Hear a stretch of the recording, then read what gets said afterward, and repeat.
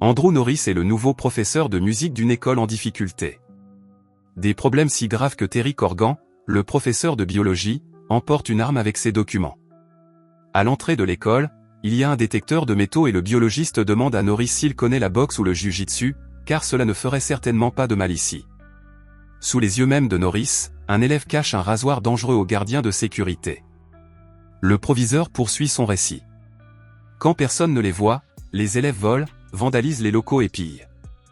Heureusement qu'il y a des caméras dans les couloirs.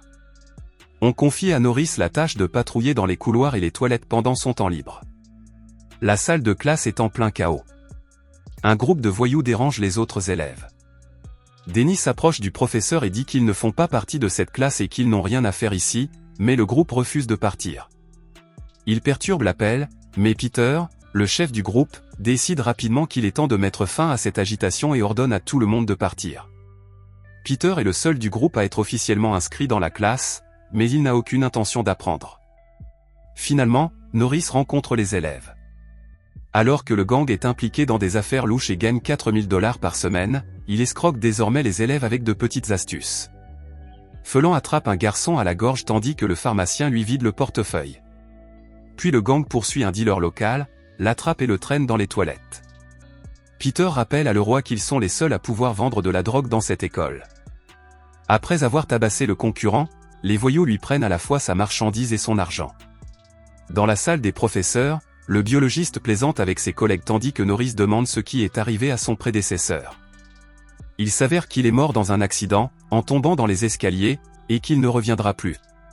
Après l'école, Norris découvre des graffitis obscènes sur sa voiture. À la maison, il est accueilli par sa joyeuse épouse Diane, enceinte de 3 mois. Au moins, Diane aide Norris à se changer les idées face aux cauchemars des élèves et des enseignants qui détestent leur travail. Un conflit couve à l'école. Les voyous du coin débarquent pour un règlement de compte avec un gang d'élèves noirs, parmi lesquels se trouve le roi, qui se fait tabasser, mais la bagarre est interrompue par l'arrivée de la police. Patty vole le journal de bord du prof et le gang découvre l'adresse de Norris.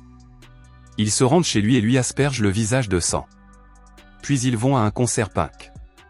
Dans leur repère, les voyous organisent une audition. Des garçons qui veulent rejoindre le gang arrivent, ainsi que des filles prêtes à se prostituer en échange de drogue. Monsieur Norris propose aux lycéens de former un orchestre symphonique scolaire. Monsieur Corian trouve du réconfort auprès de ses animaux de compagnie et boit régulièrement au travail pour faire face au stress. Marty et son ami Blondie sont des garçons bien, mais Blondie décide d'essayer la drogue. Il en achète chez le pharmacien et en consomme immédiatement aux toilettes.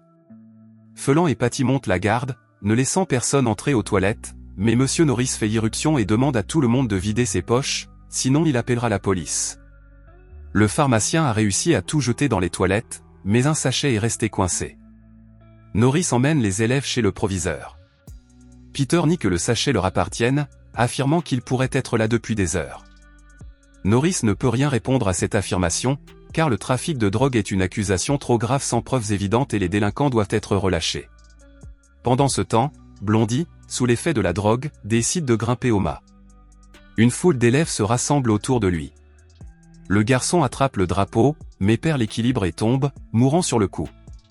Norris prend Marty à part et lui demande de révéler qui a vendu la drogue à Blondie dans les toilettes, car ce sont eux qui ont causé la tragédie. Cependant, Marty a peur de dénoncer les gangsters. Les gangsters poursuivent le témoin alors qu'il rentre chez lui, acculant Marty et Danon dans une ruelle. Norris décide de soutenir le biologiste, qui a décidé de se détendre et de se saouler toute la journée. Il passe devant Félon, qui est de nouveau de garde. Norris comprend immédiatement que les gangsters ont quelque chose en tête et décide d'intervenir pour protéger ses élèves. Le biologiste intervient lui aussi, mais pendant la bagarre, Apotcari lui entaille le bras avec un rasoir et Norris est touché à la tête. Danon et Marty parviennent à s'échapper. Norris s'excuse auprès de son collègue de l'avoir mis dans le pétrin. Diane, voyant son mari blessé, se demande ce qui diable se passe dans cette école. Alors que le couple s'allonge dans son lit, les gangsters arrivent chez eux. Ils détruisent et incendient la voiture de Norris. Le soir, il demande à Diane si elle veut aller chez sa mère pour un moment, mais elle refuse de quitter la maison sans lui.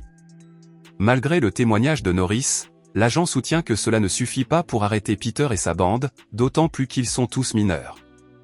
Le lendemain, Lorsque Monsieur Corian arrive à l'école, il est appelé d'urgence au laboratoire. Tous les animaux ont été tués et les murs sont maculés de sang. Norris trouve Peter dans le couloir et tente de l'agresser, mais il ne parvient pas à frapper l'élève. Peter, avec un petit sourire, dit « Tu es trop faible ». Après quoi, Peter commence à se cogner la tête contre le miroir et le lavabo, se couvrant de sang, et accuse Norris de l'avoir agressé. La mère de Peter porte immédiatement plainte contre le professeur et le directeur ne croit pas un mot de ce que dit Norris. S'il est reconnu coupable, il ne pourra plus exercer le métier de professeur de musique. Peter est allongé sur le canapé, regardant des films d'action sanglants, satisfait de ce qui se passe. Lorsque Monsieur Norris se présente chez Peter, celui-ci demande à sa mère de ne pas laisser entrer cet homme cruel. Madame Tegman prend la défense de son fils, affirmant qu'il n'a pas besoin de thérapeute, qu'il n'est qu'un garçon normal. La femme claque la porte au nez de Norris. Cependant, dès qu'elle s'éloigne, Peter recommence à menacer le professeur par l'interphone. Le biologiste, rongé par le désespoir, a commencé à boire plus que d'habitude. Il pleure et avoue ne plus pouvoir enseigner car ses cours n'intéressent aucun élève. Pendant ce temps, l'orchestre formé par Norris joue magnifiquement et les enfants peuvent espérer remporter le concours municipal. À ce moment-là, un agent de sécurité a fait irruption dans l'auditorium. Toute l'attention était tournée vers le professeur de biologie qui avait pointé une arme sur les élèves. Une foule s'est rassemblée devant la porte de la salle de classe et Norris a demandé à entrer pour tenter de calmer son ami et de le convaincre de ranger son arme. Sous la menace de l'arme, Upteka et Betsy ont elles aussi réussi à répondre correctement aux questions sur le corps humain, mais Peter n'a pas réussi à répondre à la question qui lui avait été posée. Au dernier moment, Norris l'a sauvé en lui arrachant l'arme, empêchant ainsi la balle de l'atteindre. Après l'incident, Monsieur Corian a fait une dépression nerveuse. Norris a demandé au proviseur de ne pas appeler la police et de laisser le professeur de biologie rentrer chez lui. Cependant, au lieu de rentrer chez lui, il s'est rendu dans une boîte de nuit pour retrouver et punir au moins l'un des voyous de l'école. Avec Peter sur le capot, Norris a foncé à travers la ville nocturne jusqu'à ce que Peter tombe sur le bitume. Rongé par la rage, le professeur a poursuivi sa course-poursuite, mais a eu un accident et sa voiture a pris feu. Le concert aura lieu ce soir et Diane a également l'intention d'y aller. Ce soir-là, ils se sont introduits chez Norris. Diane se préparait à aller au concert lorsque les voyous ont fait irruption dans la pièce et l'ont agressée.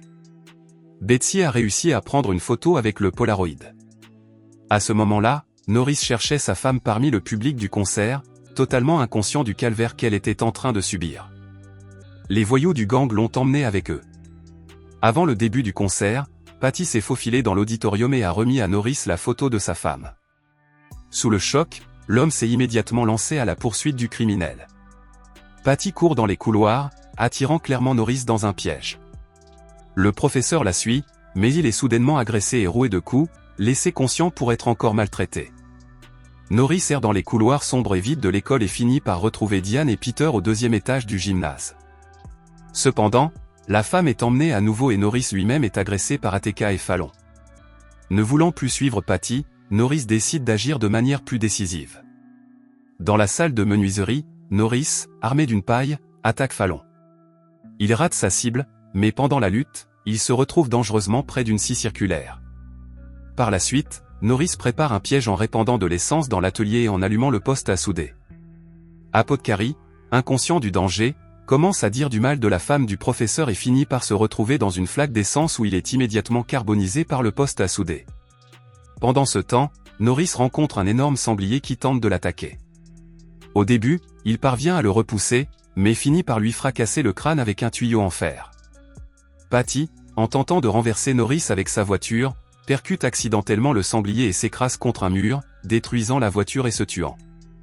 Dans un dernier geste désespéré, elle dit à Norris que Peter et Diane se cachent sur le toit au-dessus de l'auditorium. Norris s'y précipite et trouve Peter, qui poignarde la femme. Alors que Peter tente d'attaquer le professeur, Norris lui assène un coup puissant et Peter tombe, brisant la fenêtre et s'agrippant à une corde. Peter supplie Norris de l'aider, affirmant qu'il n'est qu'un élève. Mais lorsque le professeur lui tend la main, Peter tente de le poignarder. En réponse, Norris lui assène un coup décisif et Peter tombe, restant suspendu à la corde. Sur ce, Norris a enfin réglé son compte au malfaiteur.